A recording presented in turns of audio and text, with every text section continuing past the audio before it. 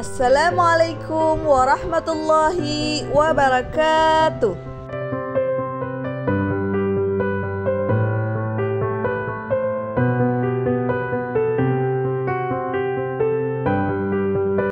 Bagaimana kabar anak kelas 4 pada hari ini?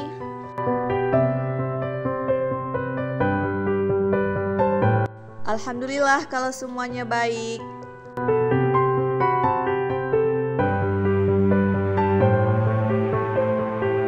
Alhamdulillah ya, kita sudah memasuki pelajaran ke-10. Artinya kita sudah berada di bab terakhir pada semester 2.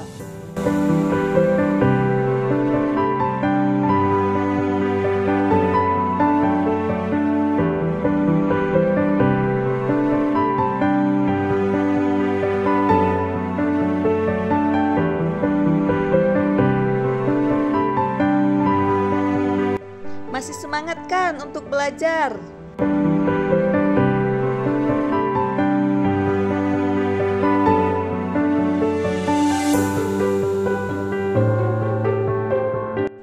Karena kalian sangat antusias, hari ini kita mulai saja pembelajaran bab ke-10, yaitu keteladanan Wali Songo.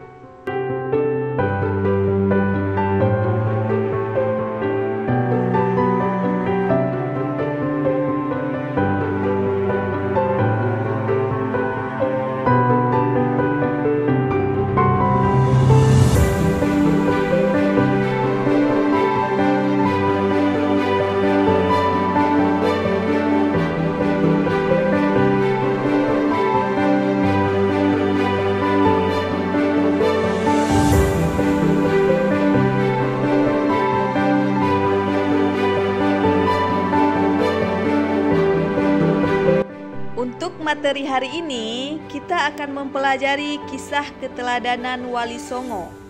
Di sini nanti akan dijelaskan bagaimana kisah para 9 wali, apa saja yang harus kita teladani, dan bagaimana kehidupan serta prestasi apa saja yang telah dicapai oleh Wali Songo.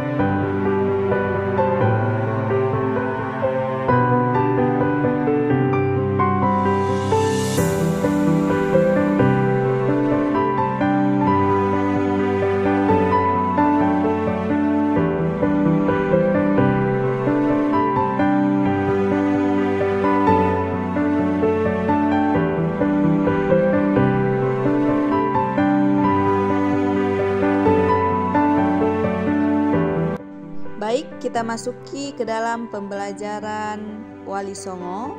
Pada slide telah ditampilkan gambar 9 wali. Jadi Wali Songo itu berasal dari bahasa Jawa yang asal katanya adalah sanga, yang berarti 9. Jadi yang kita pelajari di sini adalah 9 wali.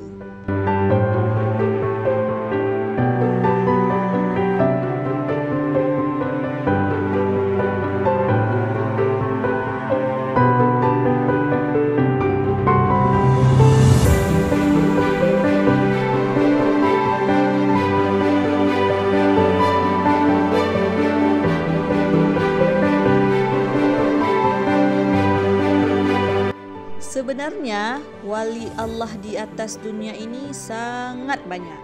Namun fokus kita pada pelajaran 10 ini adalah tentang Wali Songo. Setelah pembelajaran ini selesai, Ibu harap kita dapat sama-sama mengambil hikmah serta keteladanan yang bisa kita terapkan dalam kehidupan kita dari kehidupan Wali Songo.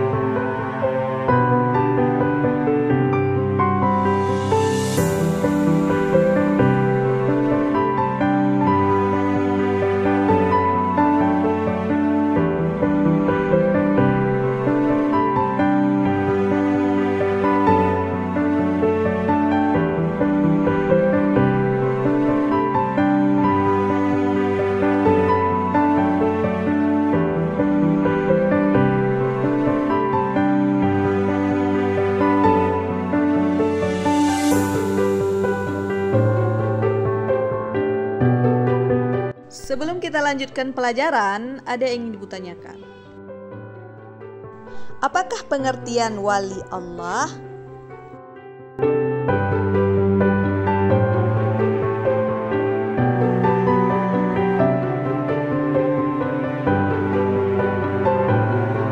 Oke, baik. Terima kasih yang sudah menjawab. Dari ayat Al-Quran, yaitu pada surat Yunus, dijelaskan bahwa wali Allah itu adalah orang-orang yang beriman dan senantiasa bertakwa. Jadi pengertian wali Allah itu adalah seseorang yang beriman, kemudian selalu bertakwa kepada Allah. Ada dua keutamaan yang terdapat pada Wali Songo, yaitu yang pertama keimanan Wali Songo terhadap Allah, yang kedua ketakwaan.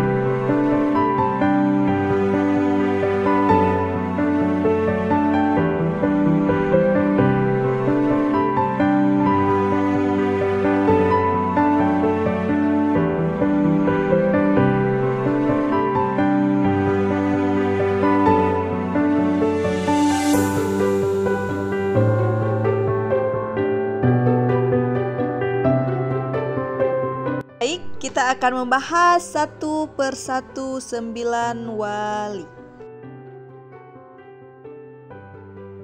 Sunan Gresik. Nama asli beliau yaitu Maulana Malik Ibrahim. Beliau ini asli Gresik, yaitu Jawa Timur.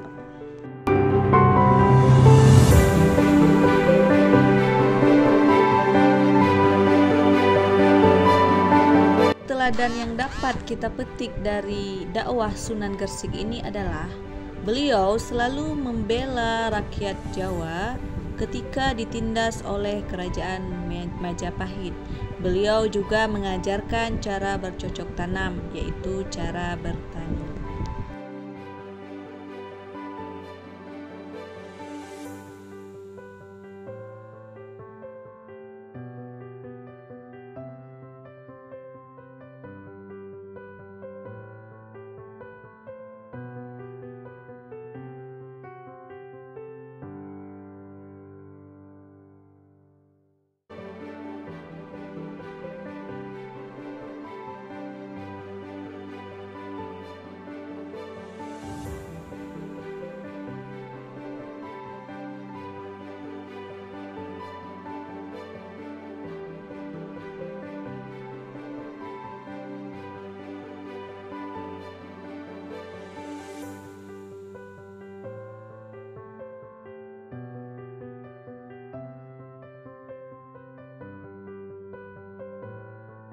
Baik, kita lanjutkan kepada Sunan yang kedua, yaitu Sunan Ampel. Nama beliau adalah Raden Ahmad. Beliau ini merupakan sepuh wali.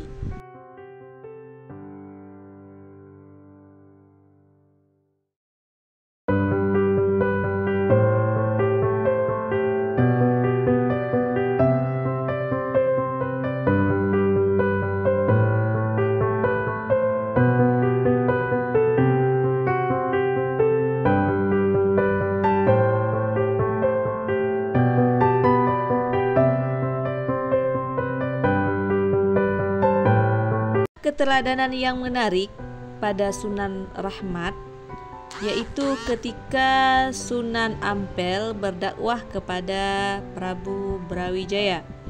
Meskipun akhirnya tidak memeluk Islam, namun Prabu Wijaya terkesan dengan ajaran Islam, sehingga ajaran budi pekerti yang mulia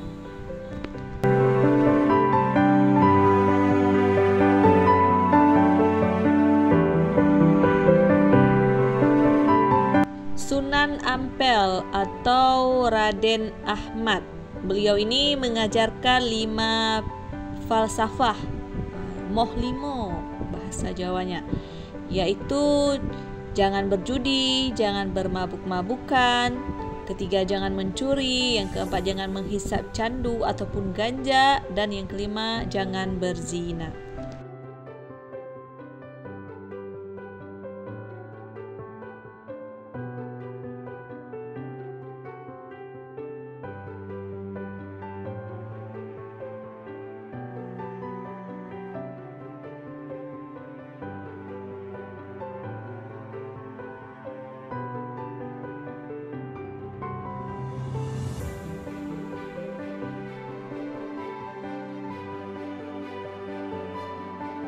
Baik, yang ketiga Sunan Bonang.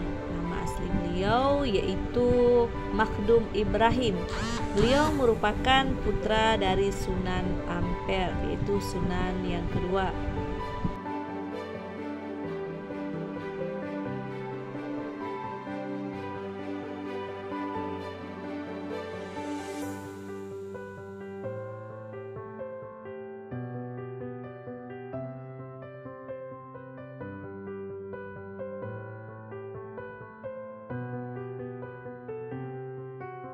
Kisah keteladanan Sunan Bonang atau Makhdum Ibrahim adalah cara berdakwah beliau yang sangat bijak. Sunan Bonang sering menggunakan kesenian rakyat untuk menarik simpati rakyat. Sunan Bonang memasukkan alat musik seperti gamelan pada ketika dakwah. Oleh karena itu, beliau dikenal dengan sebutan Sunan Bonang. Bonang yang juga mengubah suluk Wariji dan tembang Tempo Ati. Kita sudah pernah dengar kan tembang Tombo Ati yang Tombo Ati.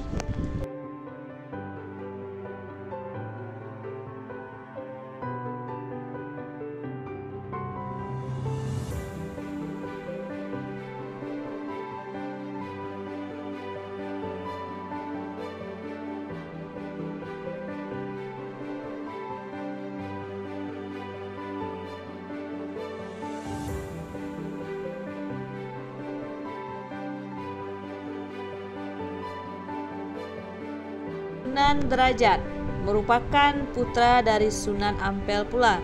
Berarti antara Sunan Derajat dan Sunan Bonang merupakan adik kakak. Beliau wafat pada tahun 1522 Masehi.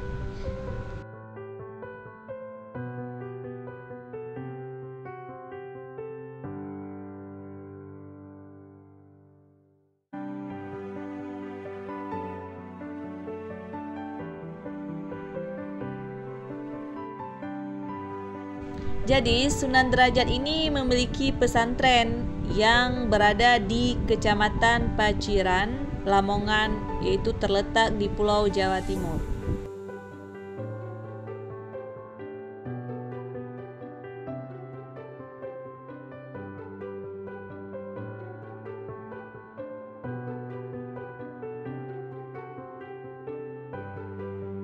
Kisah keteladanan Sunan Derajat adalah cara dakwah beliau yang menekankan keteladanan dalam hal berperilaku terpuji. Beliau juga adalah orang yang sangat dermawan serta pekerja keras dan meningkatkan kemakmuran masyarakat.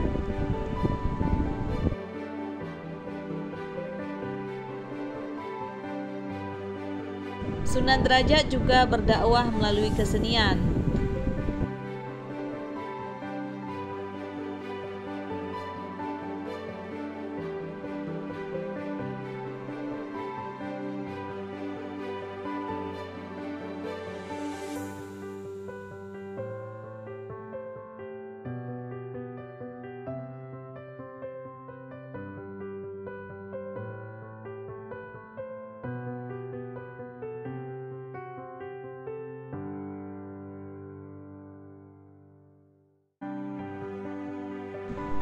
Yang kelima, Sunan Kudus.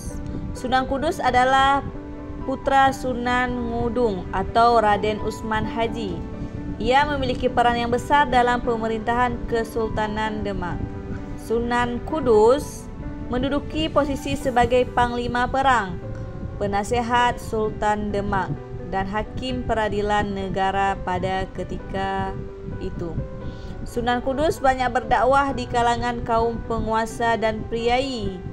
Di antara yang pernah menjadi muridnya adalah Sunan Prawata Jawa.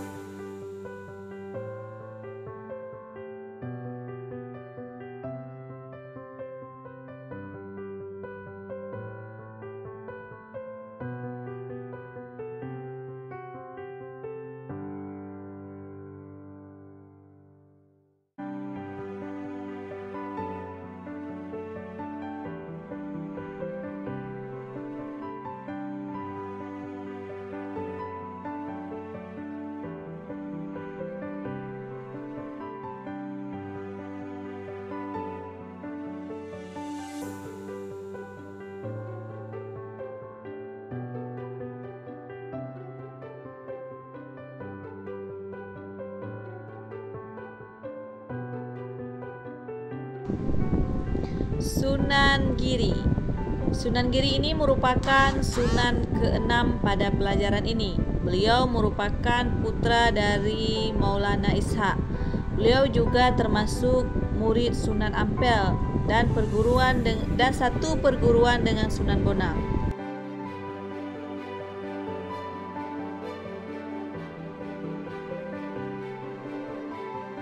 Salah satu keturunan Sunan Giri adalah Sunan Prapen yang menyebarkan agama Islam ke wilayah Lombok dan Bima.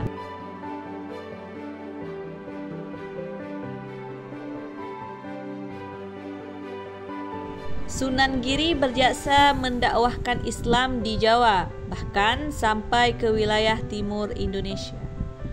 Sunan Giri pernah menjadi hakim dalam perkara Syekh Siti Jenar. Ia pun juga berdakwah melalui kesenian.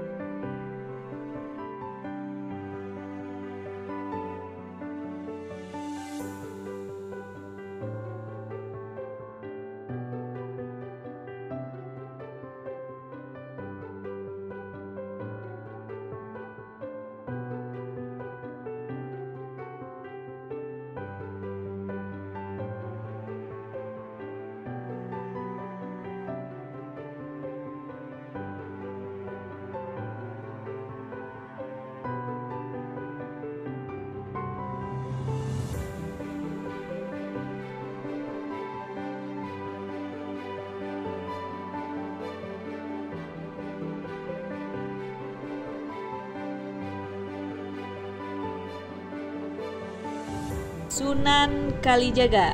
Yang ketujuh, kita akan membahas Sunan Kalijaga. Beliau merupakan putra Adipati Tuban yang bernama Temenggung Wilatikta atau Raden Sahur. Sunan Kalijaga merupakan murid daripada Sunan Bonang.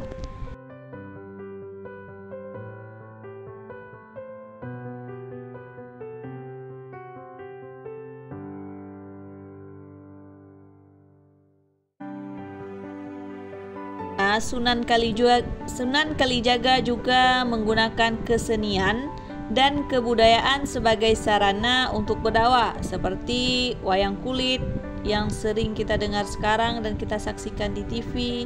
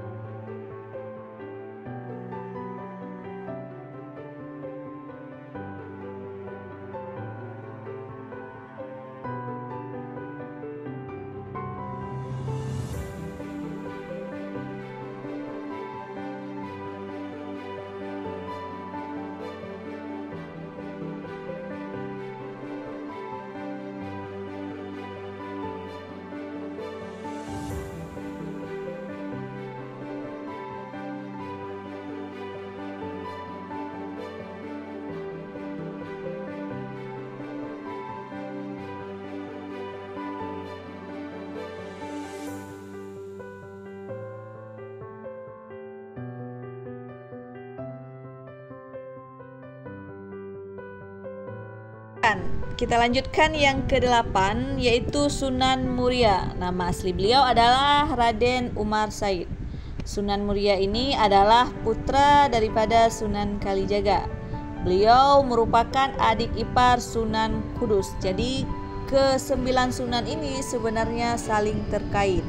Tempat tinggal Sunan Muria adalah di Gunung Muria yang terletak di sebelah utara kota Kudus, yaitu pada Pulau Jawa Tengah.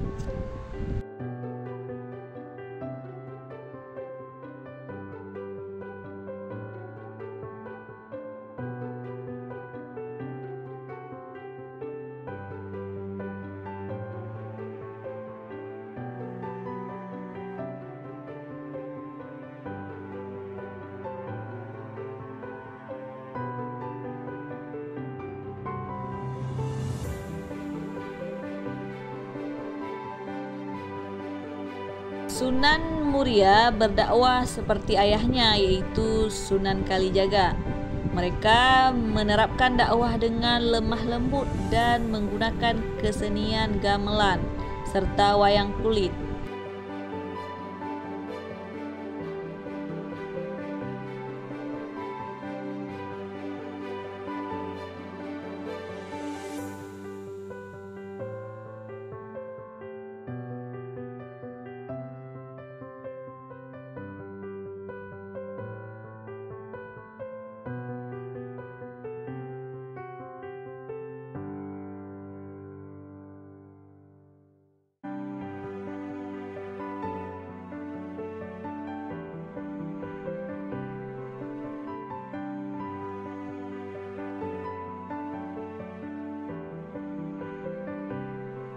Sunan Gunung Jati. Nama asli beliau adalah Syarif Hidayatullah.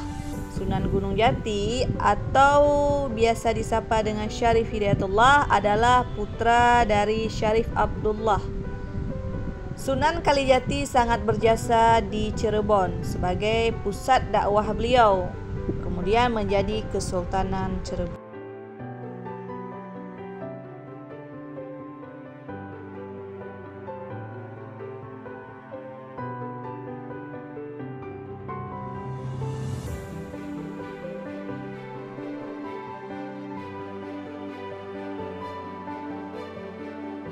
Gunung Jati memberikan keteladan yang baik dalam bekerja. Ia sering ikut bermusyawarah dengan para wali lainnya di Masjid Demak pada pembangunan Masjid Agung Sang Cipta Rasa, yaitu pada tahun 1480.